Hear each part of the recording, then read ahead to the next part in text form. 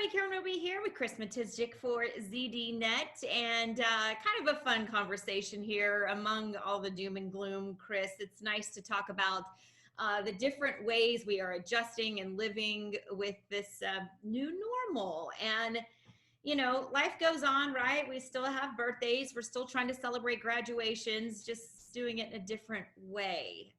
So much so that you even wrote about it. What was your experience? Please Well, tell. tell me something, Karen. Are you a party animal? Do you secretly have this party life that you try and hide from your family? Nope, that's hard to pull off with three kids. I And do like a good you've never been a party animal? You've never gone out on the, party. enjoying yourself? I've done my fair share, yes. You have a history, I see. So in my particular case, I get an invitation by email from someone I know, a good friend of mine, and it's his 46th birthday, and he decides to hold a virtual birthday party. So I'm thinking, 8 people, 10 people. How many people can you have at a virtual birthday party? Well, in Kevin's case, the answer was 50. So yes, 50. I could see you wanting to say 50. Yes, 50. So you ask yourself, what on earth is a 50-person virtual birthday party via Zoom going to be like? So last week I discovered, and my poor wife had to discover this too, just what kind of experience it is. So you log on, and as you would to any Zoom meeting, and I was using an iPad Pro, and you see 9 little squares of people. And so you think, oh, only 9 people have turned up so far. Not the case, because you have to be wise enough to then scroll.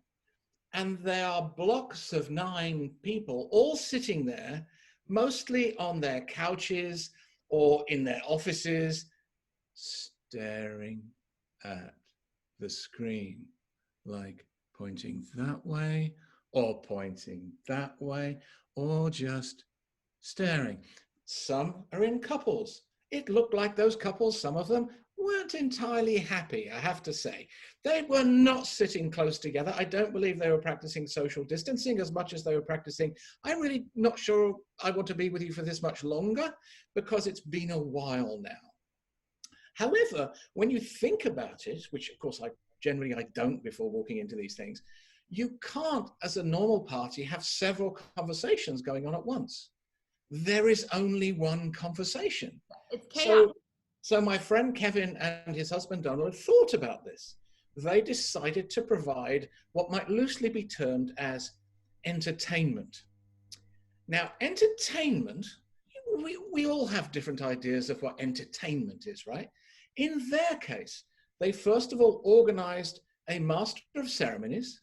Well, perhaps technically one may call it a mistress of ceremonies, because it was a drag queen who was leading the elements of entertainment, first of all by introducing bingo. And I can already hear you asking yourself, how do you play bingo on Zoom? Well, it's very simple. I didn't know this either until I'd done it. They email you a link to your own personal bingo card, which you then click off when the numbers are read off. And when you have a line, you wave frantically, shout, and you win some sort of prize. So I thought this was kind of enterprising, although really you still have people just going. Right, still wondering if they're connected. That kind of thing. And so it's very difficult. But then I suppose they ratcheted up the level of entertainment 1 notch, or arguably 7 notches, because then they announced there would be a dancer. Now, the minute you hear the word dancer, and in this case, how can I put this?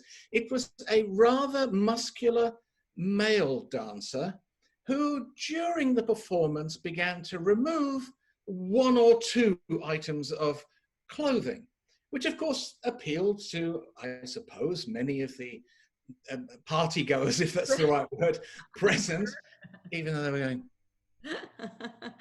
going. Anyway, the thing is, this particular dancer was performing in Australia.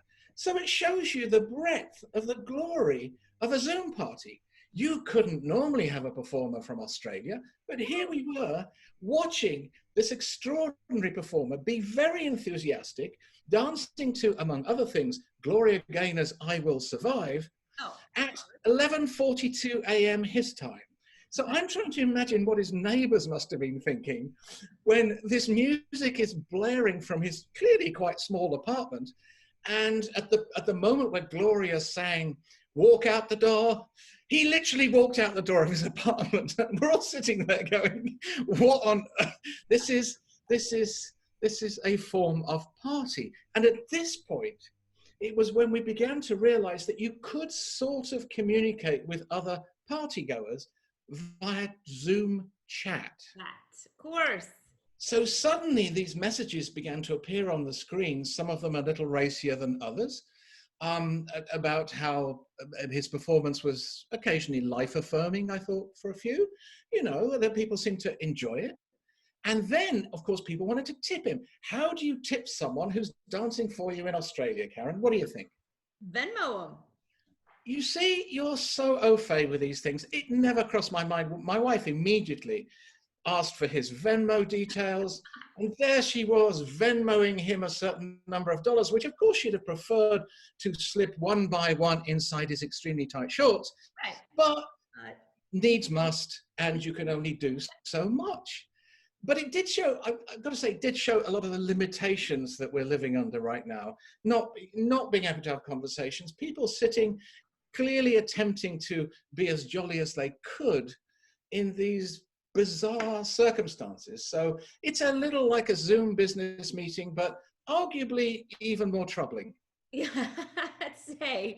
But it certainly highlights, though, I think, too, while it can be a little bit odd and different, at least we have the technology, right, to be able to connect in that way and have someone from Australia dance for you guys. And as far as how many people dropped out and had to rejoin, or, there's always a couple that have issues. So I thought there were a lot of people there who had issues, but that's a different story. What happened was that people would join late, as like late partygoers would, which I rather respected. There were people from all over the world joining to wish Kevin a happy birthday and to join the experience. But of course, then what happened is that one of them began to dominate the whole conversation. Always. So 46, 47, 48 people had to sit there listening to two people talk.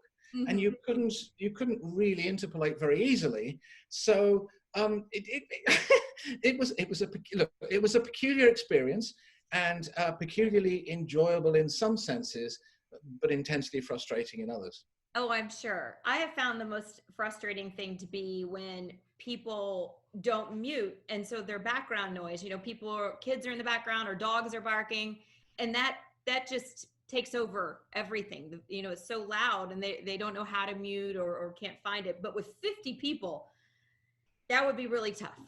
Yes, I admit there were some strange noises being emitted through the majority of this party. But of course, unlike a normal party that you or I might have gone to when we were slightly younger, no one stayed late.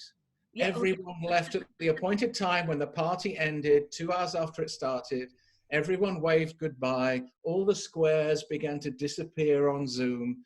And it was as if no one was going to hang out later, have a few more drinks, maybe not go home because it wouldn't have been safe. None of that happened at all. Yeah, definitely different than what we're used to. Everybody had to go back to their couch, I guess, to watch Netflix or whatever. Everybody. Some of them hadn't left their couches. I think they just switched channels. They did it right there. Yeah.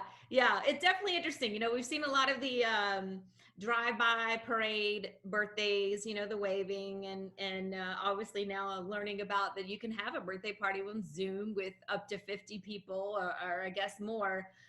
It can be chaos, though. I know you watch, some kids are learning and all 30 kids in a classroom are on. And now that's really, that can be really chaotic. So I guess that's just part of the new normal for us, right? I hate the thought of it becoming normal personally, but I understand why it has become a kind of normal because it's all we've got. Right. But it does also put into perspective the things that we value. For me, I wanted to hug my friends, and you can't hug your friends. You just can't. And that to me is the most frustrating part of all. And also, for me, I like to stand in the corner of parties, observe people, and watch drunken people come over and talk incoherently at me. I couldn't do that either. Can't do it. It's not the same to try to cheers through the camera on your laptop. It's so much better in person. If anything, we've all realized, you know, we take for granted those things. The ability to stand in the corner at a party and observe, man, that's fun. We miss Isn't it? All right. Well, Chris, always good to talk to you, of course, from our living rooms again, as we're, what are we, 60 days or more into this quarantine. So we'll be learning every day about new ways of doing things as we're adjusting. But we thank you guys for watching. Certainly check out all of Chris's articles there on ZDNet.